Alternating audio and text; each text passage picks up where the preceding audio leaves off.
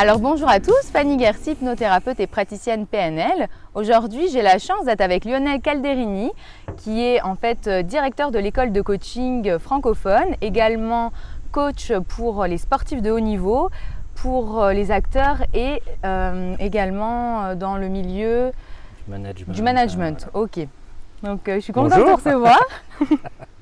Et en fait, Lionel, tu as été choisi par Paul Pironnet pour être le deuxième invité pour cette interview qui est en fait Oser vivre la vie de ses rêves. Waouh, grand projet. C'est vrai qu'on a tous des rêves, des petits, des grands, dans le domaine privé, dans le domaine professionnel. Et finalement, je suis contente de te recevoir aujourd'hui parce que l'idée, ça serait que tu nous apportes en fait des clés, ton expérience pour savoir comment on peut se dépasser, comment on peut finalement trouver des ressources qui sont intérieures ou extérieures et pour nous aider à nous réaliser et à extraire le potentiel finalement qui est en nous. Et alors j'aimerais finalement partager notre rencontre. La première fois que je t'ai vu, Lionel, c'était il y a 2 ans à Pralognan-la-Vanoise, un endroit que tu affectionnes particulièrement. Je suis dingue. Et en fait, j'ai beaucoup aimé, donc c'était pendant cette formation de PNL, tu avais toi ton regard dans le coaching, tu avais ton approche, tu nous as apporté des clés, des exercices, des choses qui étaient toujours assez précises et qui avaient toujours beaucoup de sens. Donc j'ai beaucoup aimé cette approche. Et il y a quelque chose qui m'a marqué pendant cette formation. Ce que j'ai aimé, c'était les soirées à thème que vous organisez avec Paul. Et un soir, en fait, vous nous avez fait l'énéagramme. Donc Paul commence et nous explique les différents thèmes, les différents types, en fait, les différents profils de l'énéagramme. Donc c'est super intéressant. Et là, tout de suite, chacun s'identifie. Ah, moi j'ai l'impression d'être 1, d'être 2, d'être 5. Et finalement, on s'imagine dans quelle case on pourrait rentrer. Et là, tu arrives en fait finalement et tu expliques toi ta vision de l'énéagramme et tu nous dis que en fait on peut être les 9 profils. Et à ce moment-là, tu es parti sur l'idée quand on crée une entreprise, si je me souviens bien. Et ça me parlait beaucoup parce que justement, j'étais en plein changement dans mon domaine professionnel et tu me dis, vous voyez, quand vous commencez votre projet, vous êtes tel profil, ensuite vous passez dans un autre, vous revenez. Si à un moment donné, il nous manque quelque chose dans nos différents profils, on peut demander de l'aide extérieure, mais on va passer dans toutes ces phases. Et là, je me suis dit, ça donne tellement de sens en fait, donc j'ai trouvé ça super intéressant et ça m'a marqué en tous les cas pendant... T'étais concentrée alors. Et pourtant, on avait eu la journée complète. Hein. Donc aujourd'hui, avant d'aborder le thème de ce jour, j'aimerais que tu nous donnes en fait toi ta vision du coaching. C'est vrai qu'on parle beaucoup de ce métier de coach, mais toi, c'est quoi ta vision? Qu'est-ce que tu pourrais nous expliquer sur le coaching ou ta façon de faire?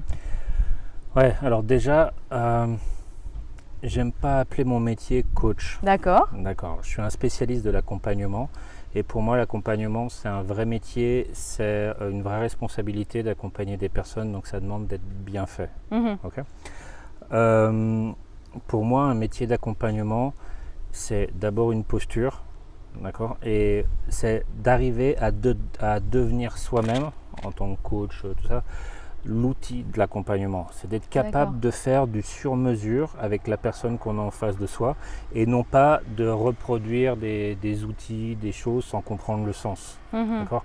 C'est-à-dire, pour moi, c'est un métier d'accompagnement où on se met au service de l'autre, où on devient l'outil de son propre sur-mesure. D'accord. Et ça, c'est intéressant. C'est-à-dire qu'il y a tellement d'humains différents sur Terre qu'il y a autant de façons d'accompagner chaque humain, quoi. Mais tout ça sur une colonne vertébrale qui est la posture, qui est vraiment de se mettre au service. Et une autre dimension dans ces métiers qui est importante pour moi, c'est d'arriver très rapidement à ne travailler qu'à son inutilité pour l'autre. D'accord. Ça veut dire que de ne travailler qu'à un seul objectif, c'est à la responsabilisation et à l'autonomie des personnes qu'on accompagne. D'accord. Pour fuir la dépendance qu'on peut créer, quoi. Ça, c'est le métier, quoi. Donc, même de donner cette responsabilité à l'autre pendant de faire ses choix. Ouais. Ça va avec ton thème. Oui. Si tu veux créer la vie de tes rêves, deviens responsable de ta vie, quoi. Ouais, très juste. Ok, donc c'est intéressant cette vision que tu as. Et justement, quand on vient sur ce thème, oser vivre la vie de ses rêves, à travers toi, toutes les expériences, toutes les personnes que tu as rencontrées, que ce soit à travers des formations, à travers des personnes qui sont venues et que tu as pu accompagner, est-ce qu'il y a quelque chose qui est redondant et qui revient régulièrement sur des freins ou des limites que les personnes pourraient se mettre pour se réaliser Enfin, moi, sur les profils de personnes que j'accompagne ou que j'ai croisés, il faut savoir que moi, je suis un adepte du haut niveau. D'accord. D'accord. J'adore accompagner les personnes dans certains contextes à fort enjeu, donc à fort responsabilité et à forts enjeux de résultats. Il y a une notion qu'on oublie que tous ont pour réaliser leurs rêves, que ce soit un sportif, que ce soit un politique, un manager ou un artiste, c'est que tu ne peux pas réaliser la vie de tes rêves sans être prêt à en payer le prix. Ok, ouais. C'est-à-dire que pour obtenir quelque chose qui est vraiment important pour toi, il faut qu'aussi en parallèle, tu sois prêt à perdre quelque chose. Ça va te coûter. Oui, oui. Tu vois. Et cette notion-là, souvent, on l'oublie. Oui, on aimerait bien finalement pouvoir on se aimerait bien réaliser, être mais que dans le monde des licornes et des bisounours. Mais la réalité, c'est qu'il y a de l'autre côté aussi. Tu peux pas réaliser, tu veux être médecin, c'est ton rêve, tu peux pas réussir ta première année de médecine en faisant la fête tous les soirs. Oui, bien sûr. Tu peux pas être champion olympique en te levant pas le matin, en ayant tout. À un moment donné, tu as des choix à faire et assumer que ces choix pour réaliser la vie de tes rêves vont te demander aussi d'accepter de perdre des choses.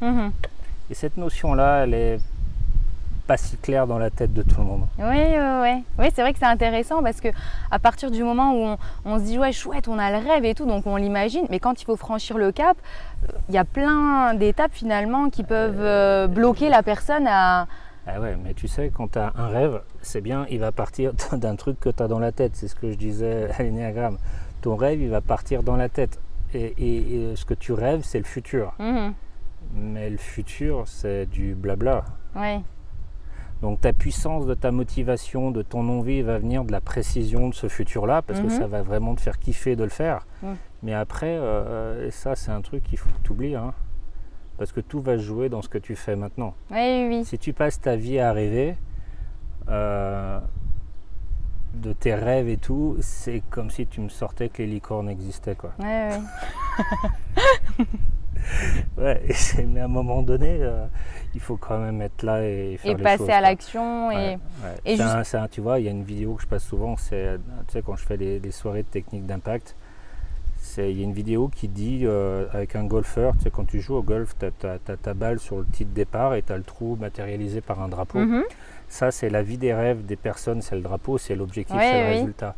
Mais à un moment donné, quand tu joues au golf, ce drapeau, il faut l'oublier. C'est un dragon qu'il faut tuer parce que le plus important, c'est de jouer au golf correctement. Pas que de rêver à mettre la balle dans le trou. Sinon, tu réaliseras jamais. Donc, c'est de vivre aussi cet instant présent. Et qu'est-ce que tu pourrais justement partager comme clé alors pour que la personne, elle puisse se dépasser au moment-là ou quand elle est face à son dragon, par exemple, qu'est-ce qu'elle pourrait faire ou mettre en place au moment-là? Alors, le dragon, c'est le résultat. Après, ça devient un dragon, il faut l'oublier. Mais le résultat, ton rêve, plus il est précis, plus il te fait kiffer, plus tu vas être précis dans la direction que tu dois prendre, que tu veux prendre. Mais à la limite, ton focus n'est pas sur le résultat, il est sur ce que tu fais. Ce que tu es en train de faire. C'est comme si j'ai un coach qui est très fort dans l'école de coaching, qui s'appelle Steve Le Gall, qui a fait une équation de ça. Ah oui? Je vais te l'expliquer. En fait, l'équation, elle est simple. C'est moi plus l'environnement égale mon résultat. D'accord. Moi, ce que je fais dans un environnement, et l'addition des deux donne le résultat que je vais avoir. Ok. Le résultat, on ne peut pas agir dessus. C'est comme si ça faisait 5 plus 4 égale 9. Tu veux changer 9, tu ne peux pas changer le 9. Non. Tu es obligé que si tu veux changer la somme 9, tu es obligé de jouer sur le 5 et le 4, pas sur le résultat. Ça, ça, c'est ton rêve, tu ne peux pas jouer dessus. Tu peux jouer que sur la manière dont tu le fais et dans l'environnement dans lequel tu le fais, le 5 et le 4. Sauf que l'environnement, t'es coach aussi, tout ce qui ne dépend pas de moi à 100%, je ne peux pas agir sur l'environnement. Donc le 4, je ne peux rien faire. Je peux agir que sur le 5. Donc sur moi. Et si je veux que ça fasse 10, eh ben c'est 6 plus 4 égale 10. Mais je ne peux jouer que dans la formule, que ce qui me correspond à moi, donc dans l'instant et tout ça. Donc sur la responsabilité, sur l'autonomie, sur mes compétences, sur mes capacités, sur mes comportements, sur mes stratégies, mais qui sont à moi et que je fais sur du court terme, du moyen terme et sur ce résultat, mais que du long terme, une direction, quoi. Oui. Donc c'est vraiment de bien prendre en considération sa personne et ce qui est possible de faire et justement si à un moment donné on veut changer quelque chose, c'est de pouvoir se transformer, ou alors justement tu peux intervenir à ce moment-là et être cette personne qui va accompagner ou être l'outil. Ouais, l'outil de prise de conscience, d'accompagnement, mais pas, on peut peut-être montrer le chemin, Oui. le rendre plus précis, mais on ne peut pas faire le chemin à la Oui, place oui. des gens. La personne va rester responsable et faire elle-même son chemin par étapes et aller jusqu'à à son résultat. Ok. Mais je crois que vouloir vivre la vie de ses rêves, c'est bien ce qu'on se dit, c'est de revenir sur ce qui dépend de moi, mais avant de faire ce qui dépend de moi, c'est de savoir est-ce que je suis réellement qui j'ai envie d'être. Ça, c'est une là autre c'est dimension. encore. Donc on revient vraiment sur l'identité Ouais. là au moment-là. C'est-à-dire que pour vivre la vie de mes rêves qui a du sens, il faut d'abord que je sache qui je suis et est-ce que je suis équilibré avec qui je veux être. Parce que si je veux vivre que la vie de mes rêves sans être au clair avec qui je peux devenir un charlatan de mon rêve, quoi. Oui, je comprends. C'est un peu le lien que tu as quand tu expliquais tout à l'heure justement le métier d'accompagnant. C'est ça, tu dis, c'est d'être équilibré aussi soi-même pour pouvoir accompagner l'autre. Bah oui. Donc ça va aussi, que ce soit l'accompagnement ou la personne, Ça de va pour pouvoir... tout, de toute façon. Ça commence d'abord par soi, mais ça c'est toutes les formules. Les gens ils disent moi j'aime le monde. Ok, c'est beau. Ouais. Bah, commence aussi par t'aimer toi d'abord. Oui, c'est déjà le premier point, c'est vrai. Mais c'est pareil, je veux vivre la vie de mes rêves. Ok, sois déjà toi ton propre rêve qui tu es, quoi. Tu vois. Oui. C'est vrai, c'est un point qui est super intéressant à partager, d'accord. Bah, écoute Lionel, je te remercie pour cette approche. Est-ce que tu as peut-être quelque chose d'autre à rajouter ou qui te parle? Non, par rapport à ta thématique, je crois que les premières questions qu'en tant que coach on pourrait se poser, c'est effectivement, il va falloir que ce rêve soit super précis et c'est d'abord de répondre à ce qui est important pour moi, ce que je veux et quel sens ça a. Et tu te souviens dans l'énéagramme de se mettre dans son leader, donc dans son propre égoïsme. Et vraiment, même si l'environnement me dit que c'est la plus grosse connerie au monde, vraiment moi, perso, égoïstement, qu'est-ce qui est important pour moi, qu'est-ce que je veux et quel sens ça a pour moi. Après de le rendre écologique. Mais si je veux créer ma vie de mes rêves, c'est d'accepter d'être un peu égoïste sur les choix qu'on fait. Oui. D'accord. Moi, je te remercie pour tout ça. Merci à toi. Et avant de clôturer, en fait, j'aimerais bien que tu nous annonces qui sera le prochain invité. Ok. Donc, qui as-tu choisi J'ai choisi, comme ça va te faire voyager à Montréal. Oh, chouette. Autant que ça soit international. Bien sûr. Que tu prennes contact avec Jenny Godmer. Super. Voilà, qui est conférencière, auteure d'un livre qui s'appelle Ma vie est un barbecue. Elle t'expliquera le truc. Qui est une dingue de kiffer sa life et je pense qu'elle pourra t'apprendre beaucoup là-dessus. Et je suis contente de ce choix. Je te remercie Lionel. Merci à toi. Je te remercie pour le temps que tu as pris à nos côtés. Donc je vous dis tous à très bientôt pour la prochaine interview. Ciao, ciao.